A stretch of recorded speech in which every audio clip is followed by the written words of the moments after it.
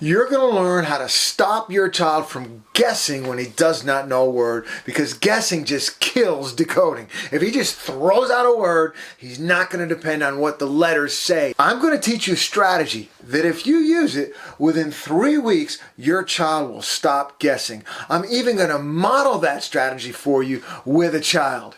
I'm a puppet! It's maddening for you. Your child's reading and he kicks out a word. It's not even close.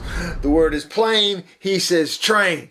I mean, they don't look the same. They sound the same. If you're going to notice, a lot of times the words that your child kicks out will fit grammatically, and they basically impose that word on the structure that they're reading. But it's not the word. And it's not even close. They do that and you're thinking they're making a decision. Like they're going, I don't know that word, I'm going to guess. By the time children get to me in my program, they've been doing this for years, and it's more of a reflex. If you can think of it as a reflex more than a decision, it's going to help you. And boom, what they're doing is they're gathering data. They're looking at the story. They're looking at the pictures. They're thinking about what happened before. They're thinking about what you said before, and all of a sudden their brain gathers all that data and kicks up a word. And this is, I work primarily with kids that have dyslexia, are on the autism spectrum, and have ADHD or other challenges. And these are all high IQ kids with processing challenges. And high IQ kids with processing challenges guess a lot because their brain pulls all that data and kicks out the guess before they actually process the words. What many of you have been doing when they guess is you get frustrated and angry, and then they get the very same word wrong 2 minutes later. I just know you get frustrated.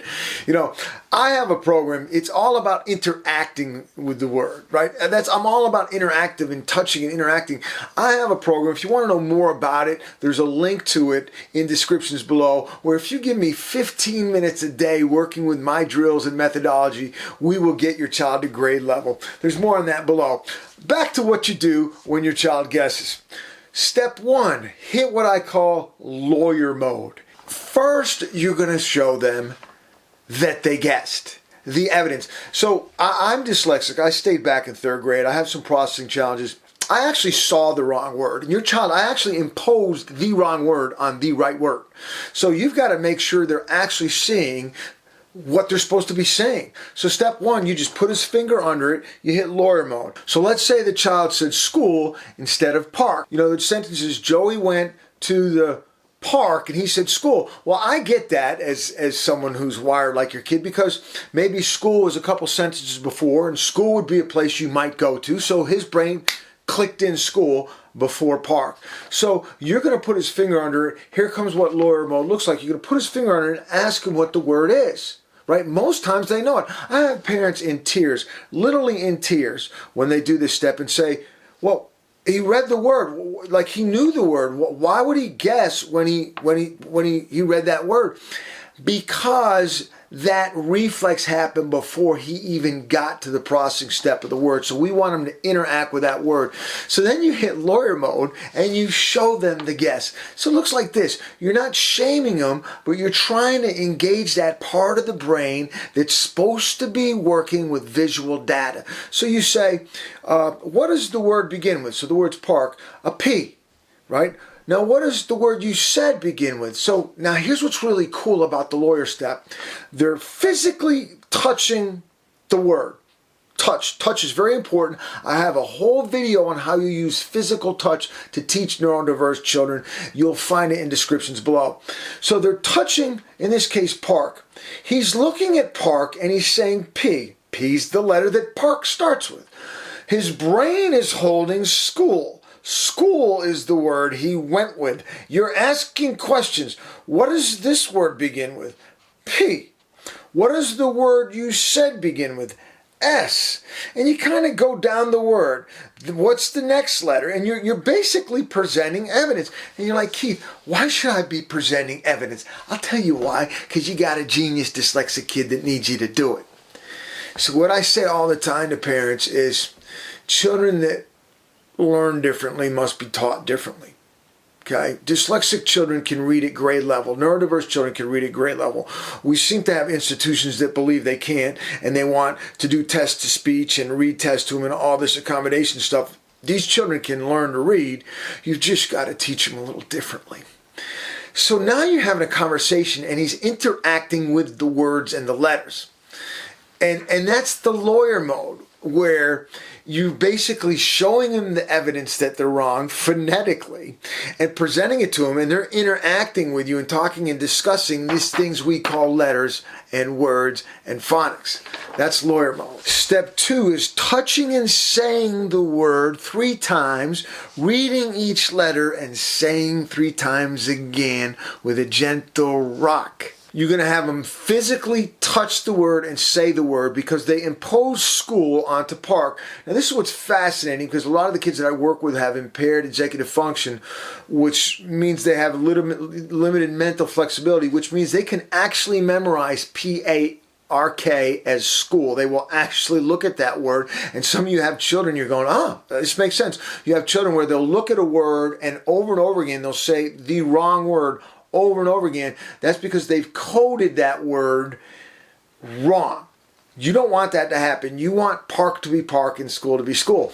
So you're going to, step 2 is touching and saying. So the child's going to touch with his finger and go park, park, and you're watching eyes. And if you watch that touch video down below, I go more into depth in this. That's in the description. So the child's going park, park, park. He's looking at park, saying park, then he goes PARK. Now we're looking at each individual letter. We're processing letters now. We're not thinking about stories, the speck of dust floating through the living room sunlight, the dog that just walked with all the things. They see so much. People are like, my child doesn't seem to see anything. And I'm like, your child sees everything. That's why it's so hard for them to read. So park, park, park, right? Then PARK. And you're watching the fingertip, watching the eyes, making sure you're saying the letters, then park, park, park. Okay, that's a lot of time. Yeah, but park is going to be park instead of school. And you're also, if you do this enough, you're also teaching them, look, their subconscious, when they feel that guess reflex coming, is going to go, mom's going to make me do that long deal, that whole lore thing where I might as well try reading this word. Like you're basically teaching them what they should have been taught, is that the data determines the word. The letters determine the word. And then step 3 is go to the beginning of the sentence and read the sentence again. And please don't go apocalyptic if they get the word that you just touched wrong again, because if it's been a word they've been getting wrong for years, it's going to take a little bit of work.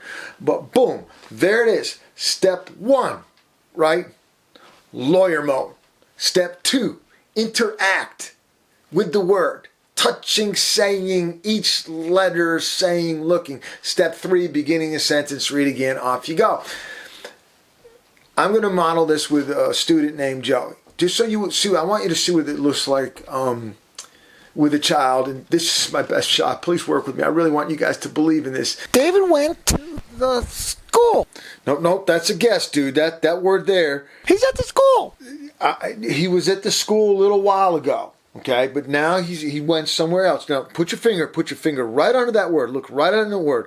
What is that word? Park. That's right, buddy. That's right. You did guess. Okay, let's not argue anymore. Just look, put your finger under the word. Okay, now, what word is that? Park. What word did you say? School. Right. Now, put your finger right under there. Let's think about these two words. Now, what does park begin with? P. What does school begin with? S. Okay, now, if you think about park and school, do they look anything alike? No. Yeah, that's okay, man. We're going to figure this out. Now, I want you to put your finger right under it. I want you to look right at it, and I want you to say the word 3 times. Park, squirrel. Yeah, I know it's a squirrel. It's a squirrel. We've seen them before. Just, I need you right under there. Take your beautiful little dyslexic ADHD brain, put it right under there, and say that word. Park. Now say each letter of that word. Look at each letter. PARK. Good. And say it 3 more times. Park. Okay, whole sentence, dude. Whole sentence. David went to the park. Awesome. You're awesome. I know. If you want to know more about what I do and my program, please check out this video. Please subscribe. There's a lot more coming out. I want to teach you how to help your neurodiverse child